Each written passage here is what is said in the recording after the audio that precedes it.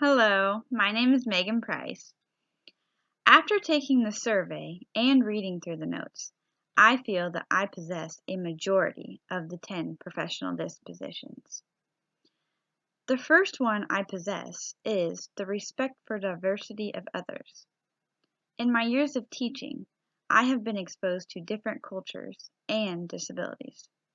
It is important that I understand what backgrounds my students come from so I can form relationships with them.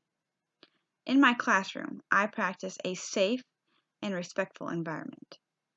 As a special education teacher, each one of my students are unique, and I don't want anyone to pass judgment on anyone in my classroom. The second professional disposition that I feel I possess is professional conduct. As a teacher, I always act in a professional way no matter where I go. I make sure that the community sees me as a leader and a role model for their kids. I always communicate openly with other teachers and form a lot of relationships as well. The third disposition I feel I possess is honesty. There are times in my career that I have and will be wrong about something. I always admit when I am. I'm always open and honest with my students in a professional matter. Doing this will help my students be honest and respect me as well. The fourth disposition I have is dedication. I'm very dedicated to my job. I'm always on time to school and I only miss when I absolutely need to. I'm always looking for ways to improve, and I attend many workshops and I'm on many committees at my school. I also feel I possess the disposition of advocacy. I'm a big advocator for my students. Since they have trouble learning, I make sure that they get the best education possible. I am there to be their voice if they do not understand something or if they need more help from a teacher.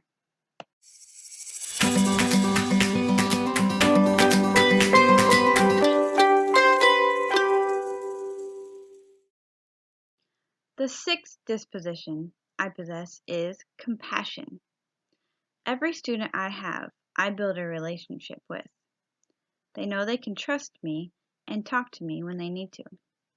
I like to hear their stories and what they do outside of school.